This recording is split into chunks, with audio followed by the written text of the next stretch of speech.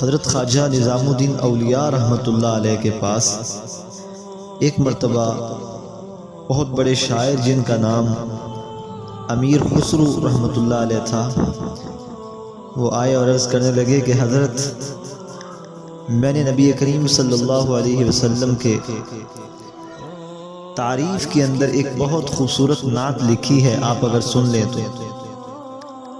خواجہ نظام الدین اولیاء رحمۃ اللہ علیہ فرمانے لگے کہ سنا دو۔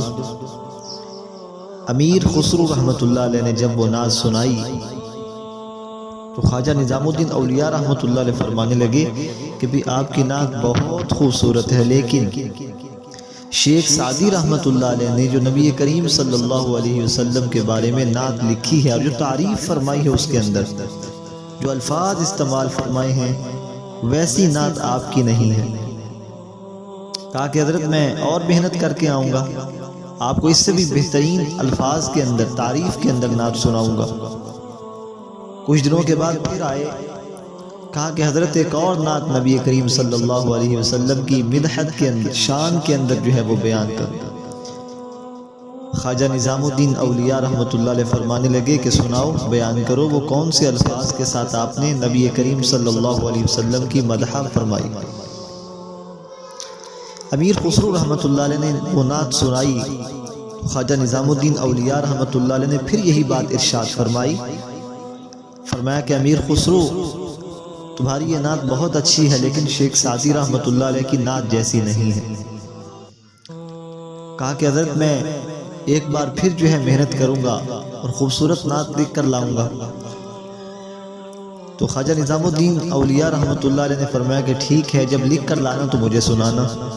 تیسری بار امیر خسرو رحمۃ اللہ علیہ گئے اور خوب محنت فرمائی اور بہترین انداز کے اندر وہ نعت تیار کر کے لائے۔ خواجہ نظام الدین اولیاء رحمۃ اللہ علیہ کو وہ نعت سنائی، خواجہ صاحب نے پہلے کی طرح اس بار بھی یہی فرمایا کہ امیر خسرو رحمۃ اللہ علیہ، آپ کی نعت بڑی ہی پیاری ہے، بہت خوبصورت الفاظ ہیں، لیکن شیخ سعدی رحمۃ اللہ علیہ کی نعت جیسی آپ کی نعت نہیں ہے۔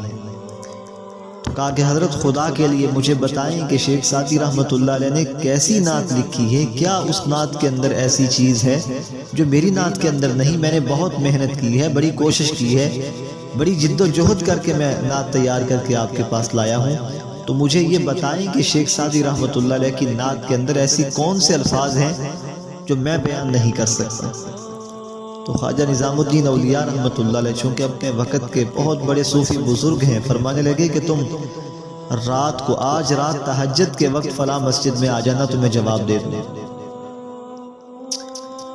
امیر خسرو رحمۃ اللہ علیہ تہجد کا وقت ہوا، اسی مسجد میں پہنچ گئے جہاں نظام الدین اولیاء رحمۃ اللہ علیہ تہجد کی نماز پڑھا کرتے تھے۔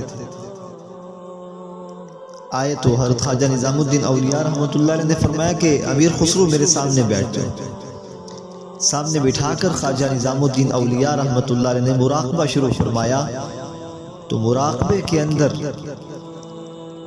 جو مجلس حضوری ہوتی ہے، یہ بزرگان دین ہر روز نبی کریم صلی اللہ علیہ وسلم کی مجلس کے اندر جو ہے وہ حاضر ہوتے ہیں، اس کو مجلس حضوری کہا جاتا ہے۔ یہ بعض اولیاء اللہ کو یہ کیفیت نصیب ہوتی ہے۔ تو دیکھا کہ آپ علیہ الصلوۃ والسلام شیخ سعدی رحمۃ اللہ علیہ کو فرماتے ہیں کہ وہ جو تم نے میرے بارے میں نعت لکھی ہے شیخ سعدی، وہ نعت سناؤ۔ شیخ سعدی رحمۃ اللہ علیہ نے وہ نعت سنائی، بلغ العلا بکمالہ کشف الدجا بجمالہ حسنت جمیع خصالہ۔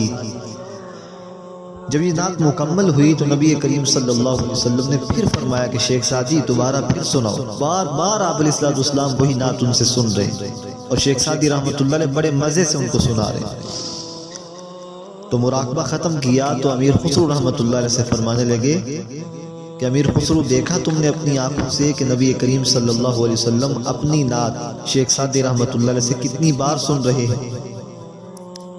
تو امیر خسرو رحمۃ اللہ علیہ فرمانے لگے، جی مجھے پتہ چل گیا کہ آپ کیوں فرماتے تھے کہ آپ کی نعت اچھی ہے لیکن شیخ سعدی رحمۃ اللہ علیہ کی نعت جیسی نہیں۔ تو خواجہ نظام الدین اولیاء رحمۃ اللہ علیہ فرمانے لگے، اس سے بھی بڑی بات بتا دوں۔ کا حضرت بتا دیجئے۔ فرمایا کہ جب شیخ سعدی رحمۃ اللہ علیہ یہ نعت لکھنے لگے تو 3 اشعار لکھے تھے۔ سب سے پہلا بلغ العلا بکمالہ، دوسرا کشف الدجی بجمالہ، تیسرا حسنت جمیع خصالہ۔ 3 فقرے لکھ چکے تو چوتھا فقرہ بر وزن نہیں آ رہا تھا۔ بہت محنت کی، 1 دن گزرا، 2 دن گزرے، کئی دنوں تک محنت کرتے رہے لیکن وزن تلاش نہ کر سکے۔ تو اس پر جو ہے نا اسی تگ و دو کے اندر کوشش کرتے ہوئے رات کو سوئے تو خواب میں نبی کریم صلی اللہ علیہ وسلم کی زیارت ہوئی۔ فرمایا کہ شیخ سعدی کیوں پریشان ہو؟ عرض کی یا رسول اللہ صلی اللہ علیہ وسلم میں آپ کی مدح پر جو ہے نا وہ کلام لکھ رہا ہوں لیکن 3 شعر کہے ہیں، چوتھے شعر کا وزن نہیں مل رہا۔ تو آپ علیہ السلام نے فرمایا بھی بتاؤ وہ 3 شعر کون سے ہیں؟ تو عرض کی حضرت پہلا شعر ہے بلغ العلا بکمالہ، دوسرا کشف الدجی بجمالہ، تیسرا حسنت جمیع خصالہ۔ تو فوراً نبی کریم صلی اللہ علیہ وسلم نے مسکراتے ہوئے فرمایا کہ شیخ سعدی تم یہ وزن کیوں نہیں اندر داخل کر لیتے اپنی نعت کے؟ صلو علیہ وآلہ، آپ کا وزن پورا ہو گیا۔ تو شیخ سعدی رحمۃ اللہ علیہ خوشی سے جب خواب سے بیدار ہوئے تو زبان پر یہی تھا صلو علیہ وآلہ۔ تو مکمل نعت کیا ہے؟ بلغ العلا بکمالہ، کشف الدجی بجمالہ، حسنت جمیع خصالہ، صلو علیہ وآلہ۔ بہت ہی خوبصورت انداز کے اندر شیخ سعدی رحمۃ اللہ علیہ نے آپ علیہ الصلوۃ والسلام کی محبت میں یہ شعر لکھے۔ تو یہ ہے محبت رسول صلی اللہ علیہ وسلم۔ تو پھر امیر خسرو رحمۃ اللہ علیہ فرمانے لگے کہ خواجہ نظام الدین اولیاء آپ صحیح فرماتے ہیں کہ میں ان جیسی نعت کبھی بھی نہیں لکھ سکتا۔